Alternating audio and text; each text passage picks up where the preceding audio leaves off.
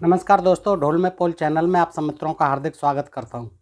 दोस्तों, पिछले वीडियो में आपने देखा कि राजा दशरथ पुत्रों के लिए अश्वमेध यज्ञ कराना चाहते हैं और सुमंत जी ने उनको सलाह दी कि रोमपाद राजा रोमपाद अंग देश के जो राजा हैं उनके यहाँ ऋषि श्रृंग जी जो विभांडक ऋषि के पुत्र हैं ठहरे हुए हैं और उन्होंने राजा ने रोमपाद जी ने अपनी पुत्री शांता की शादी उनके साथ कर दी है। तो आप जाइए और उनको लिवा के लाइए वहाँ से अंगदेश से ऋषि श्रृंग जी को, वो आपका अश्वमेध यज्ञ संपन्न कराएंगे जिससे कि आपको पुत्रों की प्राप्ति होगी। तो दोस्तों, उन्होंने सलाह दी है सुमंत जी ने, और आज इससे आगे की कथा आप सुने इसी वाल्मीकि रामायण, और ये प्रथम खंड है इसका गीता प्रेस गोरखपुर का, और एकादश सर्ग है, पेज नंबर 52 है। दोस्तों, इससे हम प्रारंभ करते हैं और ये भी मैटर जो है बहुत ही दिलचस्प है, इंटरेस्टिंग है दोस्तों। तो आइए सुनते हैं कि राजा दशरथ सपरिवार और अंगदेश जाते हैं राजा रोमपाद के यहाँ श्रृंग ऋषि को लेने के लिए, जिससे कि अश्वमेध संपन्न कराया जा सके। तो दोस्तों आइए सुनते हैं। ये श्लोक नंबर है 11, एकादश सर्ग, 11वां सर्ग है बालकांड का, पेज नंबर 52 पे है। एवं सह देव प्रवर पूर्व कथितवान कथाम सनत कुमारो भगवान पुरादेव युगे प्रभु स त्वं पुरुष शार्दूल समानय सुष्कृतम स्वमेव महाराज गत्वा सबल वाहन। श्लोक नंबर 12। पुरुष सिंह महाराज दशरथ से कहते हैं सुमंत जी, पुरुष सिंह महाराज, इसलिए आप स्वयं ही सेना और सवारियों के साथ अंगदेश में जाकर मुन कुमार श्रृंग ऋषि को सत्कार पूर्वक यहाँ ले आइए। सुमंत्रस्य वचः श्रुत्वा हृष्टो दशरथो अभवत अनुमान वसिष्ठं च सूतवाक्यं निशाम्य च शांतपुरः सहामात्यः प्रययो यत्र स द्विजः। 13वां श्लोक। सुमंत्र का वचन सुनकर राजा दशरथ को बड़ा हर्ष हुआ। उन्होंने मुनिवर वशिष्ठ जी को भी सुमंत्र की बातें सुनाईं और उनकी आज्ञा लेकर रनिवास की रानियों सहित तथा मंत्रियों के साथ अंगदेश के लिए प्रस्थान किया, जहां विप्रवर ऋष्यशृंग निवास करते थे। चल दिए साहब लिवाने के लिए राजा दशरथ जी अपनी रानियों को लेकर, वशिष्ठ जी को लेकर और अन्य तमाम ब्राह्मणों को लेकर। तो देखिए, वहाँ पहुँचने पर उन्हें द्विजश्रेष्ठ ऋष्यशृंग रोमपाद के पास ही बैठे दिखाई दिए। वे ऋषि कुमार प्रज्वलित अग्नि के समान तेजस्वी जान पड़ते थे। वो रोमपाद के पास ही बैठे हुए थे, ऋषि श्रृंग जी दिखाई दे गए। तदनंतर राजा रोमपाद ने मित्रता के नाते अत्यंत प्रसन्न हृदय से महाराज दशरथ का शास्त्रोक्त विधि के अनुसार विशेष रूप से पूजन किया और बुद्धिमान ऋषि कुमार ऋष्यशृंग को राजा दशरथ के साथ अपनी मित्रता की बात बताई। उस पर उन्होंने भी राजा का सम्मान किया। ऋष्यशृंग ने इस प्रकार भलीभांत आदर सत्कार पाकर नरश्रेष्ठ राजा दशरथ रोमपाद के साथ वहाँ 7-8 दिनों तक रहे। इसके बाद वे अंगराज से बोले, प्रजापालक नरेश, तुम्हारी पुत्री शांता अपने पति के साथ मेरे नगर में पदार्पण करे। ये नहीं कहना है कि मेरी पुत्री, तुम्हारी पुत्री शांता अपने पति के साथ मेरे नगर में पदार्पण करे, क्योंकि वहाँ एक महान आवश्यक कार्य उपस्थित हुआ है, आन पड़ा है। बता नहीं रहे हैं कि मुझे पुत्रेष्ट यज्ञ कराना है, अश्वमेध यज्ञ कराना है। वो कह रहे हैं वहाँ एक महान आवश्यक कार्य आन पड़ा है। राजा रोमपाद ने बहुत अच्छा कहकर, श्लोक नंबर 20, राजा रोमपाद ने बहुत अच्छा कहकर उन बुद्धिमान महर्षि का जाना स्वीकार कर लिया और ऋषि श्रृंग से कहा, विप्रवर, आप शांता के साथ महाराज दशरथ के यहाँ जाइए। राजा की आज्ञा पाकर उन ऋषिपुत्र ने तथास्तु कहकर राजा दशरथ को अपने चलने की स्वीकृति दे दी। चल दिए श्लोक नंबर 22-23। राजा रोमपाद की अनुमति ले ऋष्यशृंग ने पत्नी के साथ वहाँ से प्रस्थान किया। उस समय शक्तिशाली राजा रोमपाद और दशरथ ने एक दूसरे को हाथ जोड़कर स्नेहपूर्वक छाती से लगाया तथा अभिनंदन किया। फिर मित्र से विदा ले रघुकुल नंदन दशरथ वहाँ से प्रस्थित हुए, चल दिए। उन्होंने पुरवासियों के पास अपने शीघ्रगामी दूत भेजे और कहलाया कि समस्त नगर को शीघ्र ही सुसज्जित कर दिया जाए, सर्वत्र धूप की सुगंध फैले, नगर की सड़कों को झाड़ बुहार कर उन पर पानी का छिड़काव कर दिया जाए तथा सारा नगर ध्वज पताकाओं से अलंकृत हो। श्लोक नंबर 24। राजा का आगमन सुनकर प्रवासी बड़े प्रसन्न हुए। ततः प्रहष्टा पौरास्ते श्रुत्वा राजानमागतम तथा चक्रश्च तत्सर्वम राजा यत प्रेषितम तदा। श्लोक नंबर 25। राजा का आगमन सुनकर प्रवासी बड़े प्रसन्न हुए। महाराज ने उनके लिए जो संदेश भेजा था उसका उन्होंने समय पूर्ण रूप से पालन किया। तदनंतर राजा दशरथ ने शंख और दुंदुभी आदि वाद्यों की ध्वनि के साथ विप्रवर, देखिए बार बार विप्रवर आता है, जबकि वो हिरणी से पैदा हैं और विभांडक ऋषि के उर्वशी से पैदा हैं, ये मानिए। तो उर्वशी अप्सरा वैश्या होती थीं और उससे पैदा हैं और फिर भी वो ब्राह्मण कहलाए, क्योंकि ये पुरुष प्रधान समाज है। बाप का ही अंश बेटे में जाता है, उसी के अनुसार उसका जाति और कुल तय हो जाता है। तो बार बार विप्र कुमार कहा जा रहा है, ब्राह्मण कुमार कह के उन्हें संबोधित किया जा रहा है। विप्रवर ऋषि श्रृंग को आगे करके अपने सजे सजाए नगर में प्रवेश किया। श्लोक नंबर 27-28। उन द्विज कुमार का दर्शन करके सभी नगरवासी बहुत प्रसन्न हुए। उन्होंने इंद्र के समान पराक्रमी नरेंद्र दशरथ के साथ पुरी में प्रवेश करते हुए ऋषि श्रृंग का उसी प्रकार सत्कार किया जैसे देवताओं ने स्वर्ग में सहस्राक्ष इंद्र के साथ प्रवेश करते हुए कश्यप नंदन वामन जी का समादर किया था। सहस्राक्ष इंद्र, ये भी आप नोट करें, इंद्र की 1000 आँखें थीं। अहिल्या ने जब साप दिया था, वो गौतम ऋषि ने साप दिया था कि तेरे 1000 भग हो जाएंगे, भग बन जाएंगे तेरे 1000, लेकिन जब वो उद्धार हो जाएगा अहिल्या का तो फिर वापस हो गया था, फिर तेरी 1000 आँखें हो जाएंगी। तो सहस्राक्ष भी एक इंद्र का नाम है दोस्तों। ऋषि को अंतःपुर में ले जाकर राजा ने शास्त्र विधि के अनुसार उनका पूजन किया और उनके निकट आ जाने से अपने को कृतकृत्य माना, धन्य माना। विशाल लोचना शांता को इस प्रकार अपने पति के साथ उपस्थित देख अंतःपुर की सभी रानियों को बड़ी प्रसन्नता हुई, वे आनंद मग्न हो गईं। श्लोक नंबर 30। शांता भी उन रानियों से तथा विशेषतः महाराज दशरथ के द्वारा आदर सत्कार पाकर वहाँ कुछ काल तक अपने पति विप्रवर ऋषिशृंग के साथ बड़े सुख से रहने लगी वहाँ पर आराम से। 12 सर्ग है। राजा का ऋषियों से यज्ञ कराने के लिए प्रस्ताव। ऋषियों का राजा को और राजा का मंत्रियों को यज्ञ की आवश्यक तैयारी करने के लिए आदेश देना। 12 सर्ग 12वां सर्ग। श्लोक नंबर 1 पेज नंबर 54। आप देखें, ततः काले बहुत थे कस्मिंचित सुमनोहरे बसंते समन प्राप्ते राज्ञो यष्टुम मनो अभवत। तदनंतर बहुत समय बीत जाने के पश्चात, बहुत समय बीत गया, वहाँ रह रहे हैं ऋषि श्रृंग जी और बहुत समय बीत चुका है, कोई परम मनोहर दोष रहित समय प्राप्त हुआ। अच्छा समय कोई आया, शगुन निकाला गया और शगुन के अनुसार अच्छा समय आ गया।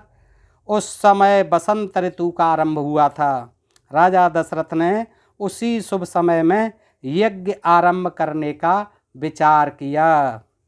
तत्पश्चात उन्होंने देवोपम कांति वाले विप्रवर ऋषिशृंग को मस्तक झुका कर प्रणाम किया और वंश परंपरा की रक्षा के लिए पुत्र प्राप्ति के निमित्त यज्ञ कराने के उद्देश्य से उनका वर्ण किया, उनका सिलेक्शन किया कि आप ही कराएंगे हमारा अश्वमेध यज्ञ और पुत्रेष्टि यज्ञ।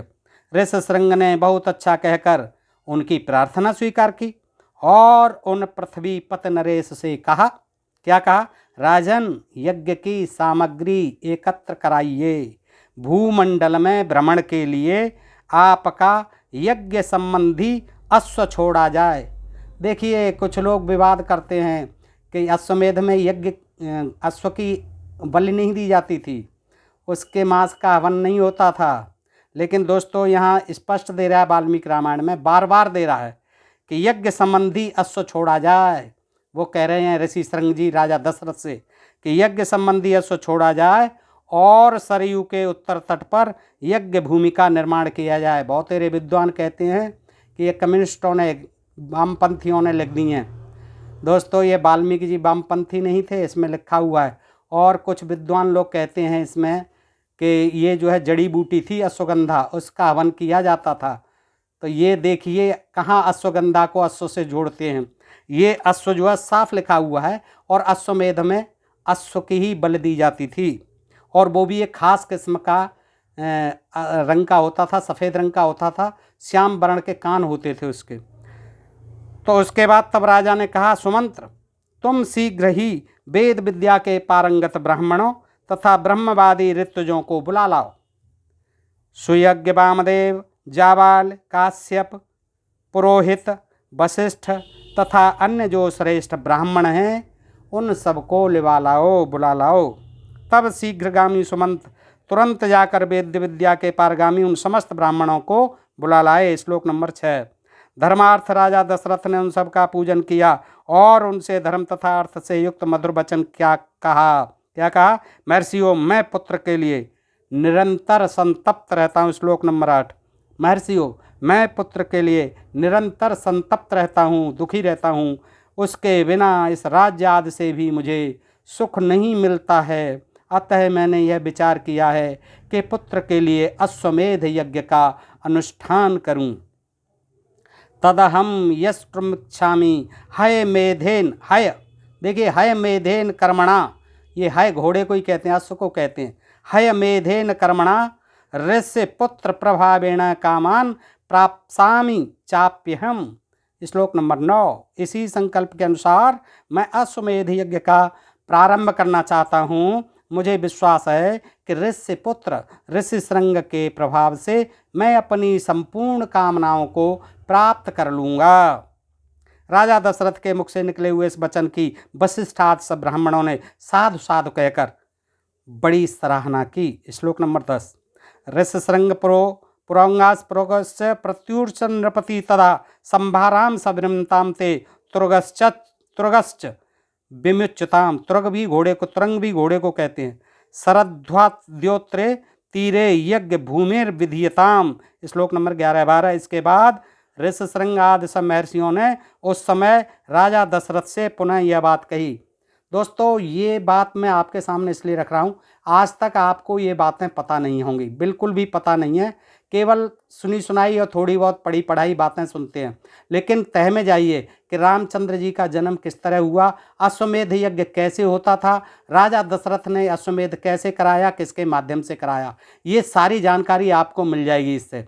तो आगे दोस्तों सुनिए। इसके बाद ऋषि श्रृंग आदि सब महर्षियों ने उस समय राजा दशरथ से पुनः ये बात कही कि महाराज, यज्ञ सामग्री का संग्रह किया जाए, यज्ञ संबंधी अश्व छोड़ा जाए। पुनः याद दिला रहे हैं ब्राह्मण लोग। तथा सरयू के तट पर यज्ञ भूमि का निर्माण किया जाए। तुम यज्ञ द्वारा सर्वथा 4 अमित पराक्रमी पुत्र प्राप्त करोगे। देखो, भविष्यवाणी कर दी ऋषि ब्राह्मणों ने कि तुम यज्ञ द्वारा, श्लोक नंबर 13 है ये, सर्वथा प्राप्त से पुत्रो अपत्रम अमित विक्रमान पश्यते धार्मिकी बुद्धिरियम पुत्रार्थ मागता। श्लोक नंबर 13। तुम यज्ञ द्वारा सर्वथा 4 अमित पराक्रमी पुत्र प्राप्त करोगे। पहले से ही बता दिया, क्योंकि पुत्र के लिए तुम्हारे मन में ऐसे धार्मिक विचार का उदय हुआ है। ये भी जानते थे कि 4 होंगे, 3 रानियों के 4 होंगे। देखिए, ब्राह्मणों की यह बात सुनकर राजा को बड़ी प्रसन्नता हुई। उन्होंने बड़े हर्ष के साथ अपने मंत्रियों से यह शुभ अक्षरों वाली बात कही। क्या कही? गुरुजनों की आज्ञा के अनुसार तुम लोग शीघ्र ही मेरे लिए यज्ञ की सामग्री जुटा दो। शक्तिशाली वीरों के संरक्षण में यज्ञ अश्व छोड़ा जाए। बार बार देखिए अश्व आ रहा है। यज्ञ अश्व छोड़ा जाए और उसके साथ प्रधान ऋतुज भी रहें। सरयू के उत्तर तट पर यज्ञ भूमि का निर्माण हो। शास्त्रोक्त विधि के अनुसार क्रमशः शांति क्रम, पुण्याह वाचन आदि का विस्तार पूर्वक अनुष्ठान किया जाए, जिससे विघ्नों का निवारण हो। उन ब्राह्मणों के चले जाने पर मंत्रियों को भी विदा करके वे महाबुद्धिमान नरेश अपने महल में गए। इसमें वर्तमान बसंत ऋतु के बीतने पर जब दूसरा बसंत आया, तब तक 1 वर्ष का समय पूरा हो गया। उस समय शक्तिशाली राजा दशरथ संतान के लिए अश्वमेध यज्ञ की दीक्षा लेने के लिए वशिष्ठ जी के समीप गए। अब वो जो 1 साल हो गया घोड़े को छोड़े हुए, और वो दीक्षा लेने के लिए राजा दशरथ वशिष्ठ जी के पास जाते हैं। वशिष्ठ जी को प्रणाम करके, ये त्रयोदश सर्ग है, पेज नंबर 55, श्लोक नंबर 1-2। वशिष्ठ जी को प्रणाम करके राजा ने न्यायतः उनका पूजन किया और पुत्र प्राप्ति का उद्देश्य लेकर उन द्विज श्रेष्ठ मुनसे यह विनयुक्त बात कही, ब्राह्मण मुनिवर, आप शास्त्र विधि के अनुसार मेरा यज्ञ करावें और यज्ञ के अंगभूत अश्व संचारण आदि से ब्रह्म राक्षस आप जिस तरह विघ्न न डाल सकें वैसा उपाय कीजिए। आपका मुझ पर विशेष स्नेह है वशिष्ठ जी, आप मेरे सुहृद अकारण तैसी गुरु और परम महान हैं। यह जो यज्ञ का भार उपस्थित हुआ है इसको आप ही वहन कर सकते हैं। तब बहुत अच्छा कहकर विप्रवर वशिष्ठ मुनि राजा से इस प्रकार बोले, नरेश्वर, तुमने जिसके लिए प्रार्थना की है वह सब मैं करूँगा, आप चिंता मत करो। तदनंतर वशिष्ठ जी ने यज्ञ संबंधी कर्मों में निपुण तथा यज्ञ विषय के शिल्प कर्म में कुशल परम धर्मात्मा बूढ़े ब्राह्मणों, यज्ञ कर्म समाप्त होने तक उसमें सेवा करने वाले सेवकों, शिल्पकारों, बढ़इयों, भूमि खोदने वालों, ज्योतिषियों, कारीगरों, नटों, नर्तकों, विशुद्ध शस्त्र वेत्ताओं तथा बहुश्रुत पुरुषों को बुलाकर उनसे कहा, तुम लोग महाराज की आज्ञा से यज्ञ कर्म के लिए आवश्यक प्रबंध कीजिए। सारे कर्मचारी लगा दिए। शीघ्र ही कई हजार ईंटें लाई जाएं। राजाओं के ठहरने के लिए उनके योग्य अन्न पान आदि अनेक उपकरणों से युक्त बहुत से महल बनाए जाएं। ब्राह्मणों के रहने लिए भी सैकड़ों सुंदर घर बनाए जाने चाहिए। श्लोक नंबर 10, पेज नंबर 56। वे सभी गृह बहुत से भोजनीय अन्न पान आदि उपकरणों से युक्त तथा आंधी पानी आदि के निवारण में समर्थ हों। तब वे सब लोग वशिष्ठ जी से मिलकर बोले, आपको जैसा अभीष्ट है उसके अनुसार ही करने के लिए अच्छी व्यवस्था की जाएगी महाराज, कोई भी काम बिगड़ने नहीं पाएगा। कामगार लोग जो है, कर्मचारी लोग आश्वासन दे रहे हैं वशिष्ठ जी को, आपने जैसा कहा है हम लोग वैसा ही करेंगे, उसमें कोई त्रुटि नहीं आने देंगे। श्लोक नंबर 19-20। तदनंतर वशिष्ठ ने सुमंत्र को बुलाकर कहा, इस पृथ्वी पर जो जो धार्मिक राजा, ब्राह्मण, क्षत्रिय, वैश्य और सहसों शूद्र हैं उन सबको इस यज्ञ में आने के लिए निमंत्रित करो। अंग देश के स्वामी महाधनुर्धन राजा रोमपाद हमारे महाराज के मित्र हैं, उन्हें पुत्र सहित यहाँ सत्कार पूर्वक ले आओ। कौशलराज भानुमान को भी सत्कार पूर्वक ले आओ। महाराज की आज्ञा लेकर तुम पूर्व देश के श्रेष्ठ नरेशों को और सिंध सौवीर और सौराष्ट्र देश के भूपालों को यहाँ आने के लिए निमंत्रण दो। दक्षिण भारत के समस्त नरेशों को भी आमंत्रित करो। इस भूतल पर और जो भी नरेश हैं महाराज के प्रति जिनका स्नेह है उन सबको सेवकों और सगे संबंधियों सहित यथासंभव शीघ्र बुलाओ। ऐसा कहकर हमारे कार्यकर्ताओं ने, अब वशिष्ठ जी दशरथ जी से कहते हैं, हमारे कार्यकर्ताओं ने पूर्णतः सावधान रहकर यज्ञ के लिए सारी तैयारी की है। अब तुम भी यज्ञ करने के लिए यज्ञ मंडप के समीप चलो। राजेंद्र, यज्ञ मंडप में सब और सभी वांछनीय वस्तुएं एकत्रित कर दी गई हैं, आप स्वयं चलकर देखें। यह मंडप इतना शीघ्र तैयार किया गया है मानो मन के संकल्प से ही बन गया हो। मुनिवर वशिष्ठ तथा ऋषिशृंग दोनों के आदेश से शुभ नक्षत्र वाले दिन को राजा दशरथ यज्ञ के लिए राजभवन से निकले। 39 पृष्ठ 57। इसके बाद तत्पश्चात वशिष्ठ आदि सभी श्रेष्ठ द्विजों ने यज्ञ मंडप में जाकर ऋषिशृंग को आगे करके शास्त्रोक्त विधि के अनुसार यज्ञ कर्म प्रारंभ किया। पत्नियों सहित श्रीमान अवध नरेश ने यज्ञ की दीक्षा ली। वशिष्ठ जी से और ऋषिशृंग से पत्नियों सहित राजा दशरथ जी ने यज्ञ की दीक्षा ले ली। अब जब घोड़ा वापस आ जाएगा उसके बाद इसी ऋषिशृंग जी द्वारा अश्वमेध का संचालन होगा। दोस्तों, ये हम आपको आगे के वीडियो में दिखाएंगे। दोस्तों, आज के लिए इतना ही। देखने के लिए धन्यवाद और अपने ढोल में पोल चैनल को सब्सक्राइब करते रहें। नमस्कार, जय हिंद।